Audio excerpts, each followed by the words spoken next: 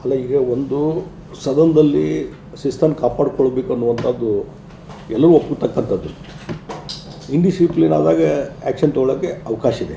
ಆದರೆ ಈ ಪ್ರತಿಭಟನೆ ಅನ್ನುವಂಥದ್ದು ಆ ಹಿನ್ನೆಲೆಯಲ್ಲಿ ಇವತ್ತು ಸ್ಪೀಕರ್ ಅವರು ಈ ರೀತಿಯಾದ ಅಮಾನತುಗೊಳಿಸುವಂಥ ಕೆಲಸ, ಒಂದು ಶಾಂತ ರೀತಿಯಿಂದ ಪ್ರತಿಭಟನೆ ಹಿಂದೆಲ್ಲ ಸಾಕಷ್ಟು ನಾನು ಸ್ಪೀಕರಾಗಿ ಕೆಲಸ ಮಾಡಿದ್ದೇನೆ ಮತ್ತು ಅಪೋಸಿಷನ್ ಲೀಡರಾಗಿ ಕೆಲಸ ಮಾಡಿದ್ದೇನೆ. ಸಾಕಷ್ಟು ನಾವು ಪ್ರತಿಭಟನೆ ಮಾಡಿದ್ದೇವೆ, ಪ್ರೊಟೆಸ್ಟು ಮಾಡಿದ್ದೇವೆ.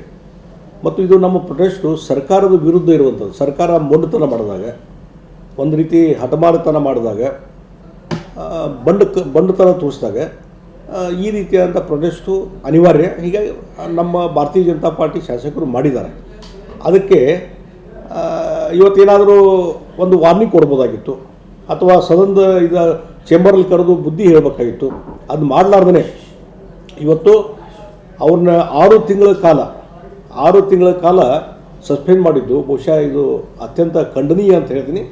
ಈ ರೀತಿಯಾದಂಥ ಘಟನೆ ಯಾವಾಗ ಇಲ್ಲ. ಹಿಂದೆ ವಿಧಾನ ಪರಿಷತ್ನಲ್ಲಿ ಭೋಜೇಗೌಡರು ಅನ್ನೋಂಥವರು ವಿಧಾನ ಪರಿಷತ್ತಿನ ಸಭಾಪತಿಗಳಾಗಿ ಕೆಲಸ ಮಾಡ್ತಿದ್ರು.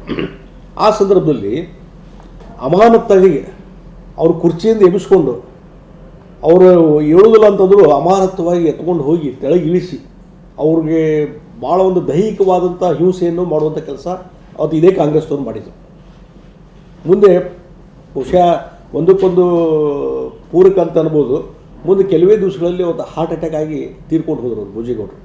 ಅಂದರೆ ಈ ರೀತಿಯ ಅಪಮಾನ ಮಾಡುವಂಥ ಕೆಲಸ ಕಾಂಗ್ರೆಸ್ ಪಾರ್ಟಿ. ಹಿಂದೆ ಸಿದ್ದರಾಮಯ್ಯನವರು ಈಗ ವಿಧಾನಮಂಡಲ ಎಂಟ್ರಿ ಆಗುವಂಥದ್ದೇನು ಬಾಗಿಲಿರ್ತವೆ, ಅದಕ್ಕೆ ಒದ್ದು ಕಲ ತೆಗಿತೀವಿಲ್ಲ ಅಂಥೇಳಿ ಒಂದು ದೊಡ್ಡ ರೀತಿಯಿಂದ ಗುಂಡಾಗಿರಿ ಮಾಡುವಂಥ ಕೆಲಸ ಮಾಡಿದರು.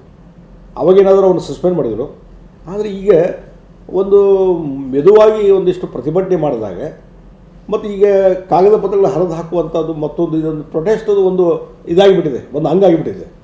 ಅದನ್ನು ಬಿಟ್ಟರೆ ಏನಾದರೂ ಸ್ಪೀಕರ್ ಮೇಲೆ ಹೋಗಿದ್ದು, ಸ್ಪೀಕರ್ ಪೀಠಕ್ಕೆ ಏನಾದ್ರು ಹೋಗಿದ್ರು, ಅಥವಾ ದೈಹಿಕವಾಗಿ ಹಿಂಸೆ ಮಾಡಲಿಕ್ಕೆ ಹೋಗಿದ್ರೆ ಅವಾಗ ಈ ರೀತಿ ಕಠಿಣವಾದಂಥ ಕ್ರಮವನ್ನು ಕೈಗೊಳ್ಳಲಿಕ್ಕೆ ಸ್ಪೀಕರ್ ಮಾಡ್ಬೋದಾಗಿತ್ತು.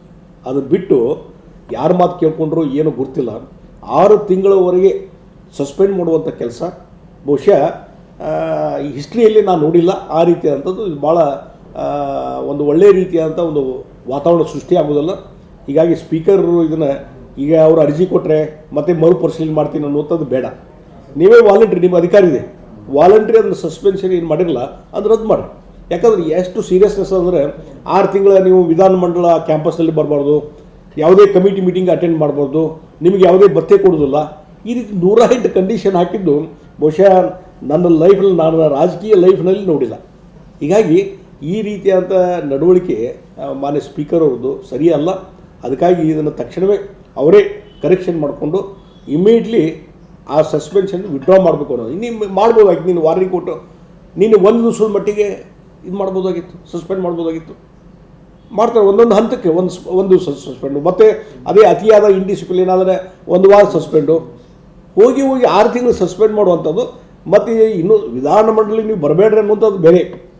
ಆದರೆ ಕಮಿಟಿ ಇರ್ತಾವೆ, ಸಬ್ಜೆಕ್ಟ್ ಕಮಿಟಿ ಇರ್ತಾವೆ, ಸ್ಟ್ಯಾಂಡಿಂಗ್ ಕಮಿಟಿ ಇರ್ತಾವೆ. ಯಾವುದೇ ಕಮಿಟಿ ಮೀಟಿಂಗು ಹೋಗಬಾರ್ದು ನೀವು ಅಂತ ರಿಸ್ಟ್ರಿಕ್ಷನ್ ಹಾಕೋದು ಏನೋದಲ್ಲ. ಇದು ಶಾಸಕರ ರೈಟ್ಸನ್ನು, ಹಕ್ಕನ್ನು ಕರ್ಟೇಲ್ ಮಾಡ್ದಂಗೆ ಆಗ್ತದೆ. ಅದಕ್ಕೆ ಇದು ಡೆಮಾಕ್ರೆಟಿಕ್ ಸಿಸ್ಟಮ್ದಲ್ಲಿ, ಡೆಮಾಕ್ರೆಟಿಕ್ ವ್ಯವಸ್ಥೆಯಲ್ಲಿ ಇದು ಮತ್ತು ಸಂವಿಧಾನ ಬಾಹಿರವಾದಂಥ ನಿರ್ಧಾರವನ್ನು ಕೈಗೊಂಡಿದ್ದಾರೆ. ತಕ್ಷಣ ವಿಡ್ರಾ ಮಾಡಬೇಕು. ಮತ್ತು ಮುಖ್ಯಮಂತ್ರಿನೇ ಇದಕ್ಕೆ ಇನಿಷಿಯೇಷನ್